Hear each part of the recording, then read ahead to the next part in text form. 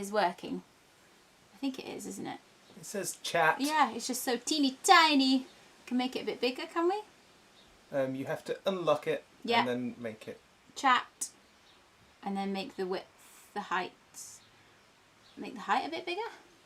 600? Perhaps. Yeah, we'll see. Hi everybody. We'll just wait for a few people to come and join us. And I will check if it's live. I think we have one person viewing. It's never consistent, the viewer number. But if you're viewing, please comment and say hello so we know you're there. So we know we're not alone. We are not Are you getting hungry now? I am actually. We haven't had lunch yet and it's nearly 2 o'clock. And Sydney will be missing us. Yeah. In fact, what time did we leave? I think we left her about 12. So she hadn't had a morning nap yet. So we're talking about our dog, by the way. So she'll probably still be asleep, knowing her. Okay, we're here. Let's see if we can hear it. We can. Oh, hi Daisy. That's so cool. Let's share it. This is great. It's actually really good. Live from the coffee roastery. Share now. Cool. So the guitar is in the car because we are doing a Q&A. If you guys have any questions at all, just comment them. We should see the comments and we can answer them right here, right now. Are your hands not just really hot and sweaty in those cups? But if I've got to handle the goods. Oh, I see, yeah. Then you want to show stuff. I'm PPE'd. You are PPE'd. PPE'd. So this is our coffee roasting machine. Ain't she a beauty? We could tell you about this.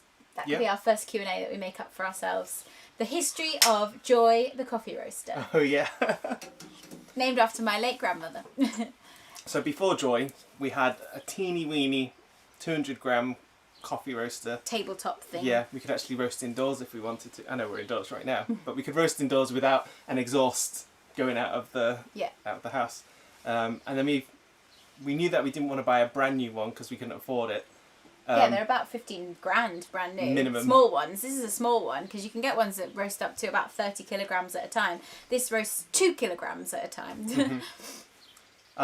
So yeah, we were looking on Gumtree, on barista websites. You were looking. Alex is the researcher in this relationship. And this one came up and it was available in London. A coffee consultant owned it. Yeah. And it was just gathering dust because... Basically a friend who was also a coffee roaster just had it in his flat in Brixton, just gathering dust, just tucked away in the corner of his house. It weighs a lot, so I don't really know how he got it up there. 120 kilos. Yeah, and the story of going to get it was quite an adventure because we had to drive all the way to Brixton with our trailer attached to the back of the car, Alex driving through central London with our friend John with us, you know, the muscle, to come and help us lift it out of this man's flat in a random part of London.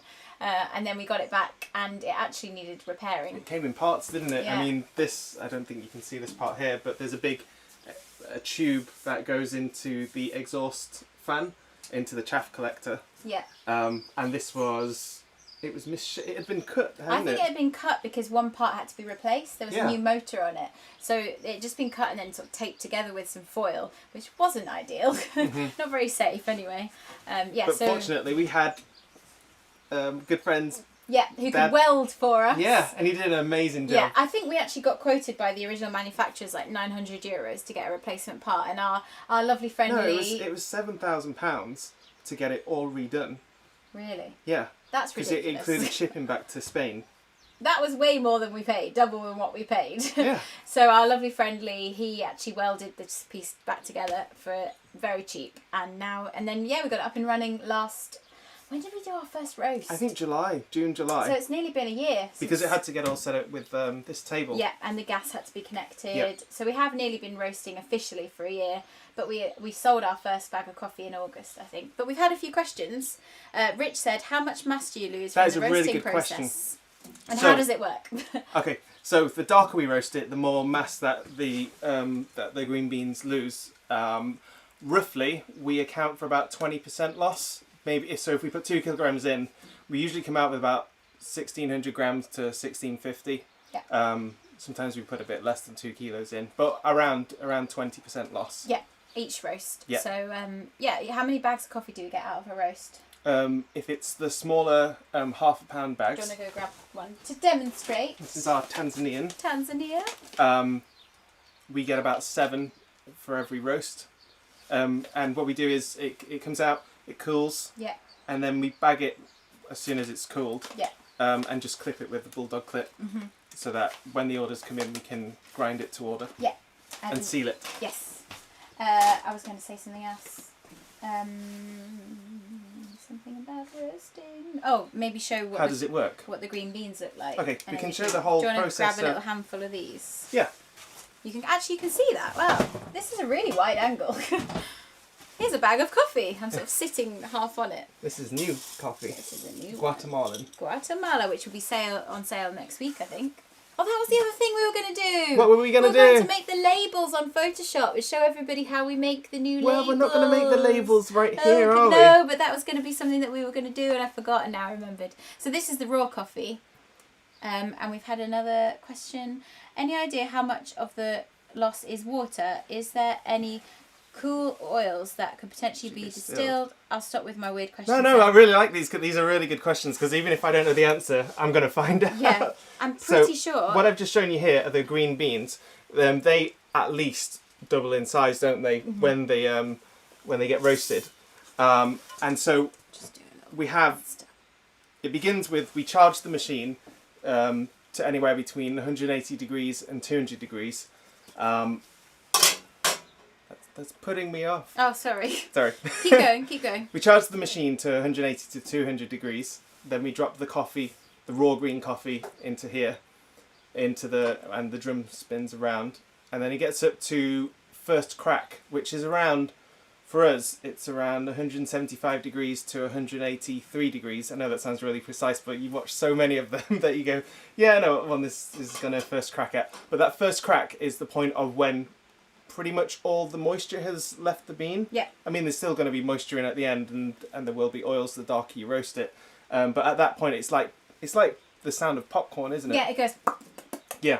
And that indicates... First crack. Yeah, so first crack is what we're always waiting for to determine our development time ratio. And What is the first crack? the first crack is when pretty much all the moisture has released, Yeah. and the colour of the green bean has started to go to that yellowy browny. Mm-hmm. So that's the loss of the water, isn't it? Because it's expanding and then it's just released, and the gas as well. Yeah, and it's like when you what's it called, the Maillard process. You know when you're cooking a steak. Yes. And you get that caramelization. Yeah. It then begins this between first crack and second crack and beyond is the Maillard reaction, where the sugars are getting more caramelized to a point where eventually it'll become black and burnt and bitter. So it starts off. So you've got first crack. I know I don't explain this too. No, you're great. Keep going. First crack, lots of acidity there, lots of sugar, and first crack is around 175 to 183 degrees. Yeah. Celsius. Yeah. And then we take it out around between 188 and 205 degrees. So you got first crack and second crack. Yeah. And we take it out between these two places. Darker roasts are even beyond this, well into second crack. Yeah. But along here, high acidity and sugar to caramelization, bitterness. Yeah. And a darker roast. So that means, with regards to cold brew, we actually roast it on the very lighter side of a roast, because then it keeps the acidity and the sweetness, and it doesn't go to that darker caramelized, slightly bitter taste. It stays super light and sweet. Yeah. It totally depends on the quality of the beans and actually where the beans are from, the density of the beans themselves, how they begin.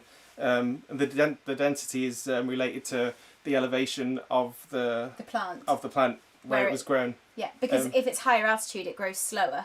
And if it's on the lower fields, lower altitude, you get more yield. And that's actually the difference between Arabica coffee and Robusta. Robusta coffee is grown at a lower altitude. High yield, high resistance. Yeah, it grows really quickly. It's been cultivated to have high resistance to like defects and things. Yeah.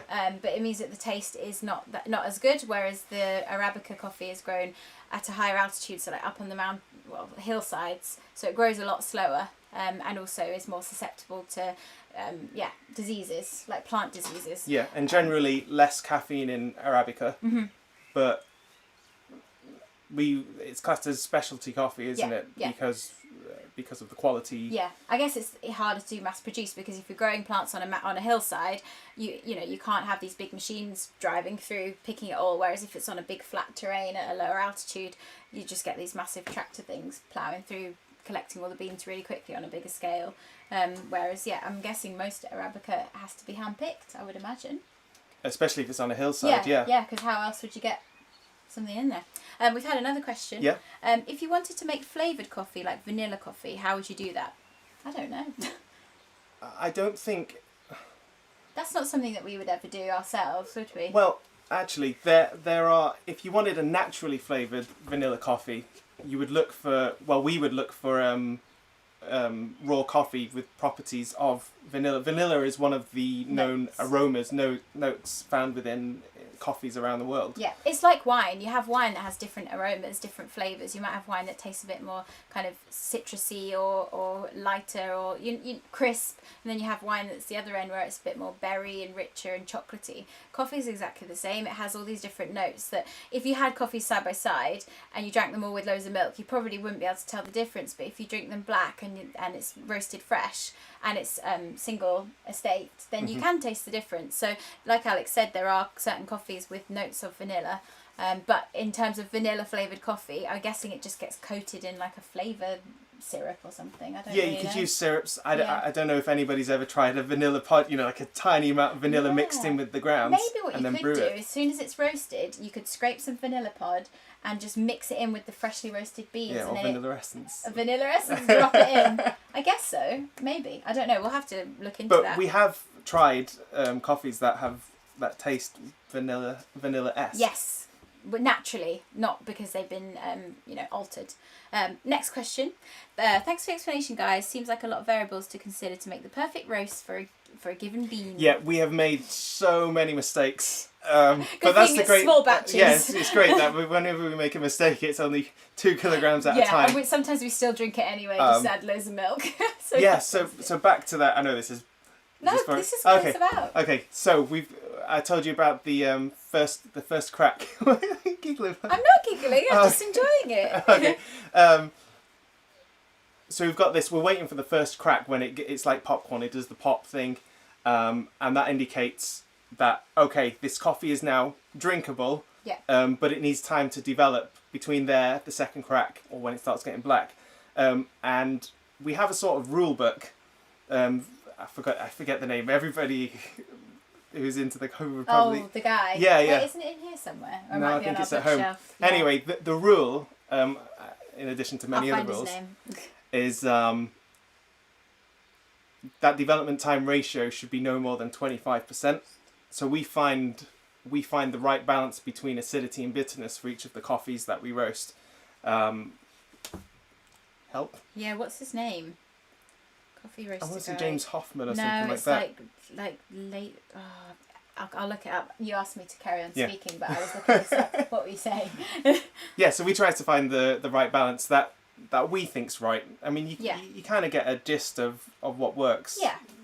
It's an element of you definitely have to roast coffee until it does the first crack, and any time after that you can drop it whenever you like, but it just ranges in scale of how acidity is a weird word because if you don't really know what we're talking about, it's hard to explain. But when you drink something and it's not sour, but it kind of it washes over your tongue and it's kind of got that kind of sour acidic taste.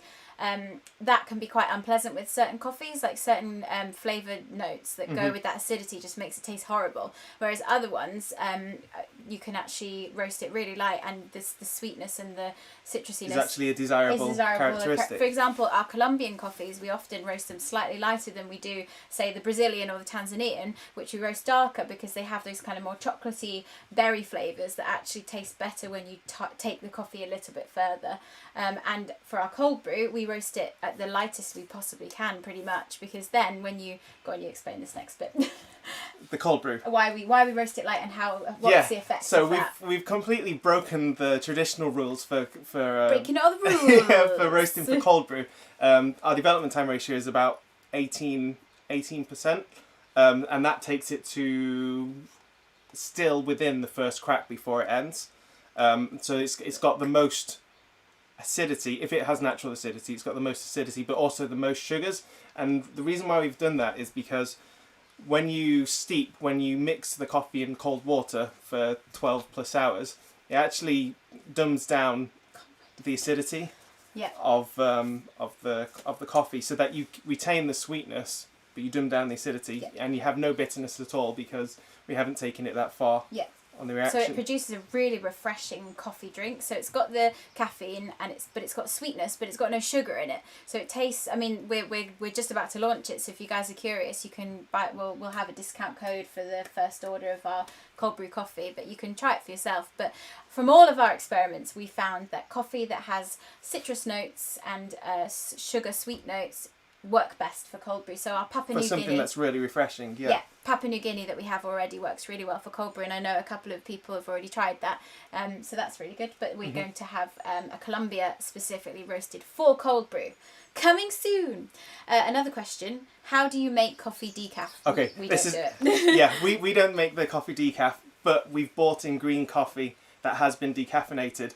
There are a few different ways to do that. The one that we've bought is using ethyl acetate, which essentially is ethyl acetate.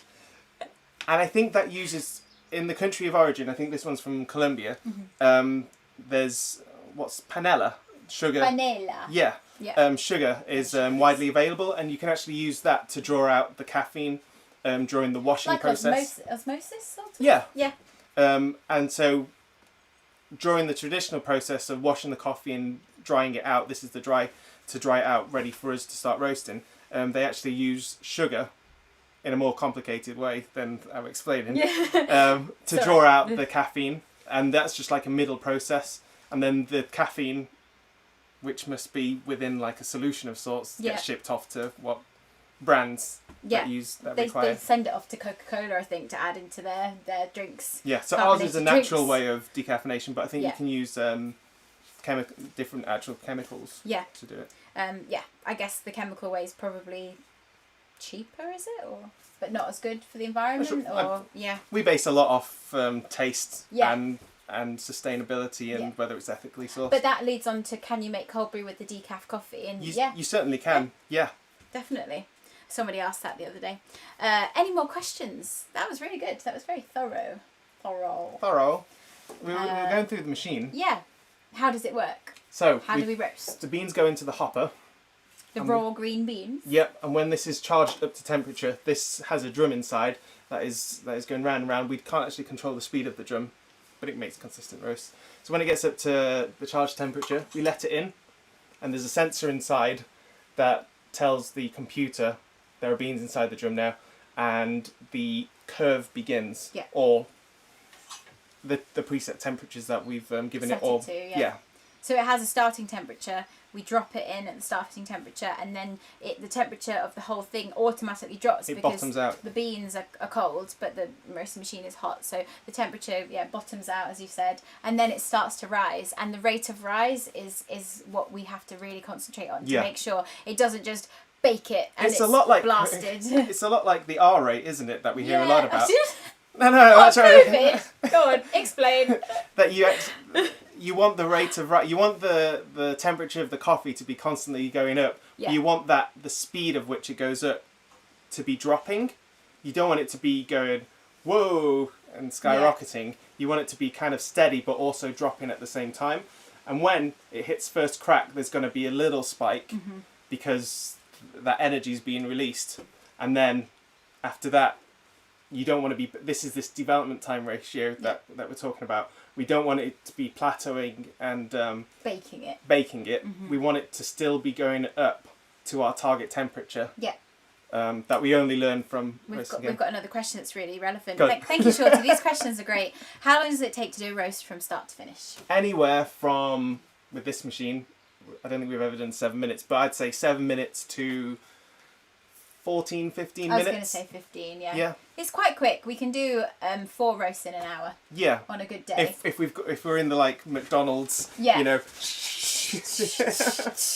And Production line. how it usually works in the production line is, you can't really see behind where Alex is standing, but that's where we do all the labelling and also the measuring. You can see the scales here. So Alex is head roaster, and while he's doing that, I'm labelling up all the bags, wearing the lovely fetching blue gloves that make your hands so sweaty. And then, we bag it all up, making sure that it cools before we put them in so that the plastic doesn't melt. And then they are stored in the bags that we sell them in. And like Alex said, we grind to order, so every bag is left ready to be either left as whole bean or ground coarse for cafetiere, ground medium for AeroPress or Chemex, filter, and ground fine for espresso. But if you're really into your coffee and you have an espresso machine, we highly recommend investing in a grinder. Yes, so it's freshly ground. Whilst we can grind really fine, when you make an espresso, it's best to pair your grinder with the espresso sometimes machine. We've ground it how we think would work with most espresso machines, but other people find that it drips through too slow, or you want to experiment with your own espresso machine. So I think most people that have an espresso machine probably do have a grinder. Yeah, and I think people who buy it fine usually have it in a mocha pot. Yes, on the stove. We've had another long message here. Have you guys ever tried Coffee Stout beer? It's a really good brewery in Cleveland, Ohio, called Mixer, that do excellent Ethiopian coffee stout. I will take a stab at doing it with your beans at some point, probably this winter. Nice. So how do you do that? Explain that. There's a really good. So you make stout with coffee? Yeah, I don't know how this works, because there's one in Manchester. We live close to Manchester. There's a Manchester beer that has a... I think I've tried that. I think it actually was a cold brew beer. Ah. But we have, when we've been in the States, we have had, maybe not this brewery's version, but we have had coffee stout beer. So you can make it Yeah, it tastes amazing. That's so cool. But have we... Yeah. I don't know how you'd make it, but we have tried it. It tastes so good. Yeah, imagine if we could roast specifically for coffee stout. I'd love to do a collaboration with a local so cool. brewery. Oh my god, we should do that. That'd be so good. I know that some roasteries actually, once they've roasted the beans, they store them in barrels, like whiskey barrels. Oh, yeah. Yeah, we could do that. No, we had this idea for tequila barrels. Oh yes. To get that, infuse that limey. Oh my god, if you had like coffee that had citrus notes like lime and orange, and then you stored it in tequila barrels, and then it would taste like. Do you think it would? Oh yeah. It and tastes make like it into alcohol. cold brew, and then pour tequila in it. Arriba! So you make the beer. When it's in the keg, you toss in the beans for like 24 to 48 So it's like hours. the reverse way of when you dry store beans in a barrel. Then, Nice. but you just. That's really interesting. That's really That cool. actually made me think of cold brew recipes. We're probably going to talk about this again a bit later. Yeah, we've got two. But if you make your cold brew and then maybe put some orange peel in there while it's brewing over the 12 hours, or some cinnamon, or try different spices. Maybe you could try some, if you like cloves, I guess, or what other kind of spices could you put in? Things like that. Yeah, but this just made me Lemon peel. So you make beer, and when it's in the keg, you toss the beer. Gives great. Oh, the one before that. 24 to 48 hours at about 2 Celsius. So that is just like cold brew. So that makes sense now. With the Manchester one, they say it's cold brew beer. So they've basically got the beer, they put the coffee in, and then they filter it, and you've got cold brew beer. Yeah, because I thought That's beer really cool. requires it to be around 20 plus degrees to brew, but this is like at the end stage. We should try that. It's like dry hopping with We beer, should isn't it? get a Guinness and coffee, and instead of using water in the cold brew maker, put Guinness in the cold brew maker. Imagine that. That could taste quite nice. Yeah. We should try that. We should try it in varying degrees of... Different levels of beer to coffee ratios. If you leave it in too long, you get off flavouring. Yeah, that makes a lot of sense. Gives you a jalapeno flavour. Jalapeno. Wow, Wow. spicy. That's cool. It's spicy. That's really interesting. Thank you, Rich, for sharing that. Love it. Any more questions while we're still here? Because after this, we're going to go back and have lunch. Yep. And then we will be back for our next live stream. What's the next one going to be? I think something inside the house, maybe showing our editing processes. I think, Drink. Yeah, we could take a photo of the cold brew, like pouring the cold brews, and take some shots and let you guys see a process of doing some of our product photography. And then we could do a screen share where you can see us editing the photos. Happy to talk about beer anytime, guys. John's beer nerd friend. Love it. Nice. Love a beer nerd. Maybe we could send you some coffee to try with your beer. And then you can send us your beer back again. Bottled. Sounds like a fair trade. Yeah, I think that's a fair trade. Sounds great. Yeah, so we'll go back, have lunch, do some photography, do some editing, and do the labels. Oh yeah, we need to Guatemala. order the Guatemalan and the cold brew ones. Yes, so that we can actually sell it, because without labels, we ain't got nothing to sell it in. Is there anything else we wanted to show as we're here? I don't think so, I suppose. Yes. Roasting machine, buckets, lots of green coffee, cold brew boxes. Not very technical, but instead of what's your favourite song to sing, what's your favourite coffee to drink? I love that. Thank you, Anna. At the moment, my favourite is probably the Tanzania, you know. I do really like that one as a hot coffee. But we had cold brew this morning for breakfast, and it was made with our new Colombia, which we're going to be selling next week, and that was really, really good. Really good. Mm-hmm. It was so nice in the morning, because sometimes when you have a coffee in the morning without milk, it's a bit bitter, even though we don't roast too dark, but the cold brew is so smooth and refreshing, it's not bitter at all, so that was a nice morning drink. And I suppose you could make it into like not a frappuccino, but essentially if you want it milky, you could use the cold brew with some milk.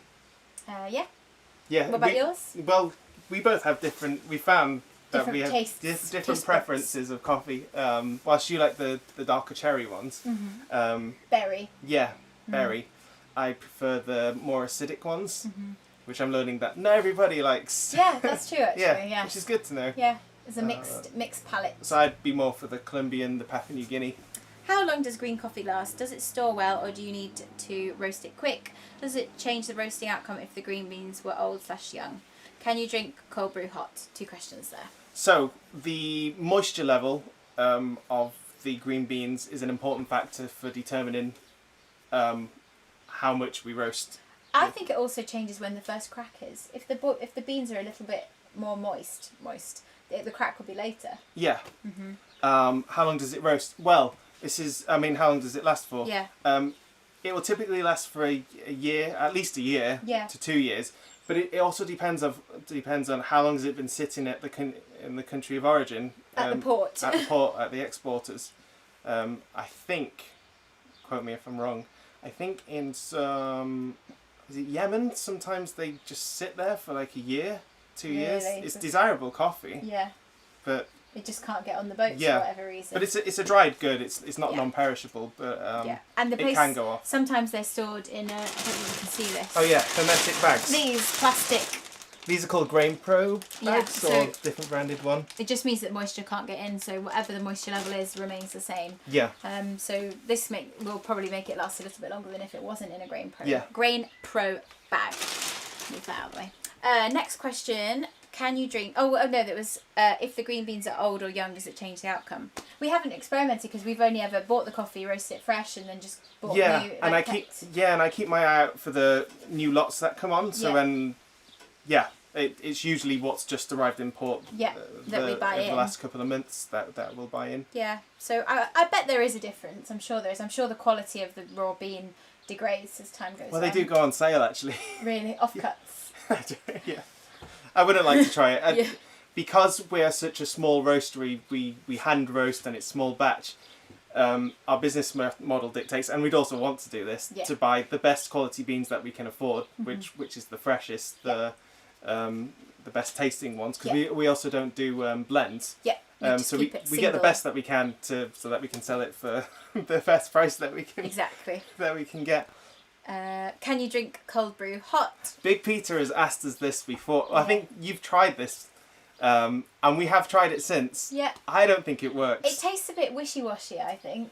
I think I'd rather just have a hot coffee or have cold brew, not heat up cold brew. Yeah. I think. One thing I am interested in is if you can pasteurize the cold brew, heat it up to 74 degrees or whatever it is. Cool it back so that down. it will cool it back down and then maybe bottle it. I'm sure that's what cold brew companies do. But I think most of them have a shelf life of... Oh, not that long. Okay. Yeah, that's interesting. Because we are going to also make ready-made cold brew to sell locally. I mean, we're based at Kenyon Hall Farm, and they have a strawberry picking season that lasts most of the summer almost, don't they? It trails off into sort of late July, early August. So obviously with COVID and everything that's going on, we're waiting to see how they are coping with that in terms of the flow of people and keeping everyone in social distancing. But we should be able to produce ready-made cold brew drinks by the cup and be able to sell it here at the farm. We hope. We haven't got confirmation of that yet, but am I allowed to say that? Well, you've said it. I've said it. Never but, mind. I mean, markets, craft craft fairs, indoor markets. I think they're all slowly with their risk assessments coming back. Yeah. And we can sell it ready-made in the buckets to be served at other cafes who might want ready-made cold brew, or in cartons, or etc. But yeah, good question about heating up cold brew. You'll have to experiment and try it for yourself. So you'd heat it up in the microwave, would you? That's what we that's what we tried. Or you could do it in a pan on the hob. But it's not mulled wine. With the spices. Yeah, you could actually do that, maybe. I don't know, maybe not. But yeah, if anyone experiments with cold brew with different different things that you could add to it to change the flavour. You could put a vanilla pod in there, or vanilla essence. Yeah, you could put like a spoonful of honey if you want it sweeter. Yeah, alcohol. That's what you'll be seeing us doing in about an hour's time. We did actually. Alex won the sack race. I don't know if you watched that. It is still available on YouTube and Facebook if you'd like to watch our live stream we did just before from the polytunnels with the strawberries. Alex won the sack race. I was supposed to buy him some chocolate, but instead he picked a bottle of Prosecco off the shelf and said, "It's our anniversary. Let's have this." So we're gonna have Prosecco tonight. That'd be fun. What was that for? I don't know. Just being sweet. Yeah. Just being sweet. Any more questions while we're here before we move on to going and having lunch at home and checking on Sydney, our doggo? I will just wait for a minute because there is a delay. So far, I think we're going to be, if we are doing a gig this evening, it will be from the back of our house. Yeah. So the neighbours can hear. Hopefully they won't mind. Hi, Emma. Hello. We're just doing a Q&A from our coffee roastery. Ta-da! What are you going to have for lunch? Great question, Anna. What are we going to have for lunch? We made some barbecue chicken legs yesterday, so we could have those left over with salad. No, Alex doesn't want that. Next. We could have, I don't know. Good question. We'll have a look in the fridge. Happy Thanks, anniversary. Thank you. Becky says, you say you might do ready-made cold brew. Do you have any other plans to expand your products? I think right now, do we have 4 or 5 or 6 different coffee products? Yeah. We could reintroduce coffee peripherals, cold brew makers, scoops. Yeah, cold brew making kits. Yeah, basically. cold brew making kits. Yeah. But I would really like to improve what we've already got. The packaging's great. Every time we have to renew the labels, we make slight improvements. But I would love to, and you've been talking about this a lot, improve the packages that it's sent in. Yeah, it's all so about the box that you guys get when you order it, at the moment we just bung in the coffee and send it on its way, but I'd like to just make it more of an experience. So we're working on some info cards that will be going in with the box, maybe even make it a bit more luxurious when you open it up. I don't know. I have visions. Obviously it all costs money, and we obviously have a limited budget. But unlimited. But everything we sell, all the profits just reinvest back into the coffee business. So at the moment we were just able to buy loads of new raw coffee. Yeah. We'll be able to invest in our new labels for cold brew. So yeah, as it grows, we'll be able to do more. That's the key, isn't it? Yeah. Yeah. The next big purchase when this takes off is to get a bigger machine. Yeah, so we can. But this is probably more at once rather than having to do double the amount of time. Exactly. So that's a plan on the horizon. I think that's it. Yeah, I think that's it too. Thank you for joining us in our humble little roastery down at Kenyon Hall Farm.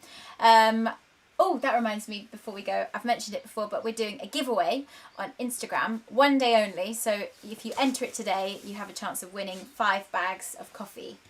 UK only, unfortunately. We're not going to post it beyond the UK. But to enter, you have to go to Carringtons Coffee Co. Instagram, like the photo, tag a friend who likes coffee, follow us on YouTube. I think that's everything. Follow us, etc., etc.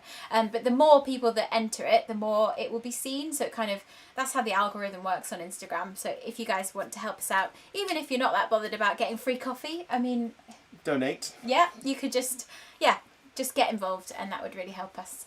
So thank you, and we will see you after lunch. Don't know what we're going to do yet, but we'll figure it out. We'll see you later, alligator. Oh wait, thanks guys, looking forward to drinking coffee. Thanks guys, it's been really informative. Nice to know what you get up to. Cool. Nice one. Alright, see you in a bit. Bye, bye, bye, bye, bye, bye.